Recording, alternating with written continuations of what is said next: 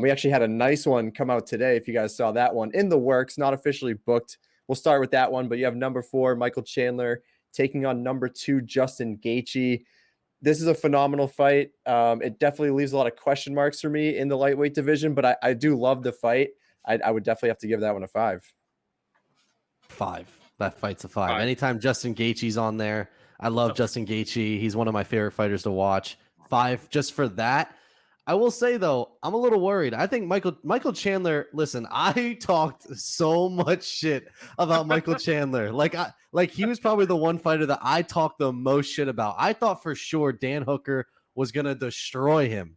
And I'm a Michael Chandler kind of fan now. Like, you know, if I talk shit about you and you totally change my view on your style and everything, like that's huge. And so it worries me a little bit because Gaethje could wrestle the shit out of Gaethje, and he's got the power now. Like Michael Chandler, Gaethje's wrestling. No, that's not a thing. It's not a thing. We're off that now. That's not a thing. It's Khabib. It's Khabib. Yeah. Everybody's getting fucked up by Khabib.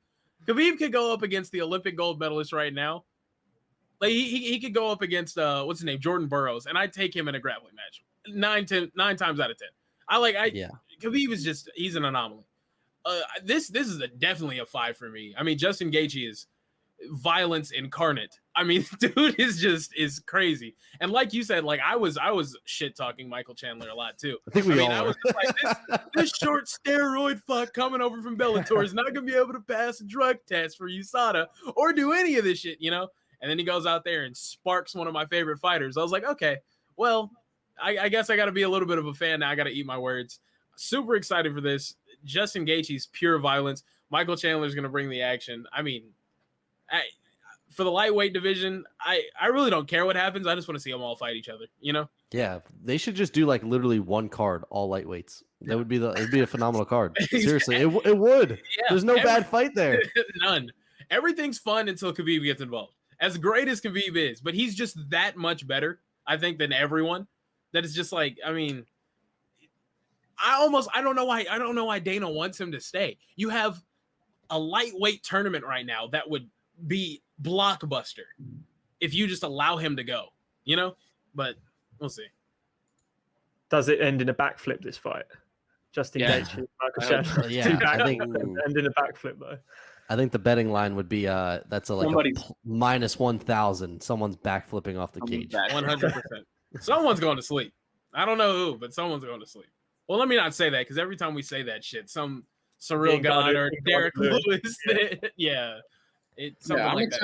I'm excited to see Gaethje come back after that Khabib performance because it was just so short. We didn't get to see this long camp. And Kieran, you were really high on Trevor Whitman in the recap show, and that's kind of his main pupil. You know, one of the guy he works with the most, and coming back against your dominant wrestler, Michael Chandler, who can really – and then he showed his knockout power too. Maybe the best UFC debut of all time.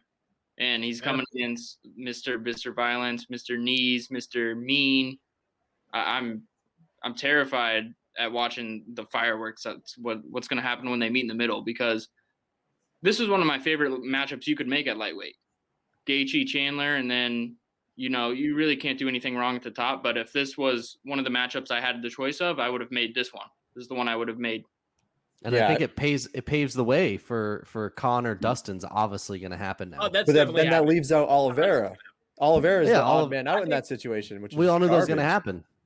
Well, I think whenever he turned – well, this is the thing. Whenever he turned down that fight against Michael Chandler, granted it was on short notice. I think Dana just – like Dana's Dana, you know, Dana got tomato red whenever he denied that fight. And it's just like, you know what, screw it. But I don't know. I mean, well, also I hate this, but who's been high on Charles Oliveira?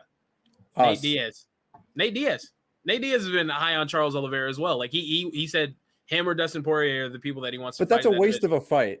I think it is too. But at the same time, if Charles Oliveira wants to stay active, I think that might be the fight to make.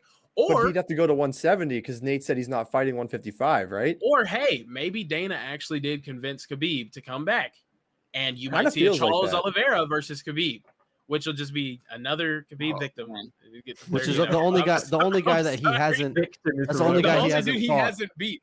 I mean, and then I think you can get Khabib out of bed if Michael Chandler wins his fight, and then Charles Oliveira is in line, but because those are the only two people that he hasn't choked unconscious in that fucking division, But Jesus, Khabib just ruins everything, man. And I love dude, but I don't know. We'll see what happens. Yep. So I think that's a unanimous we didn't get Norton. Norton, what did you? What was your? Oh, okay. Backflip 5. Yeah. It's almost like not even worth asking. It's a 5 at that point. What hasn't been said? I like cool story, bro, in the comments using Brendan Schaub slur. 170 is block buzzer.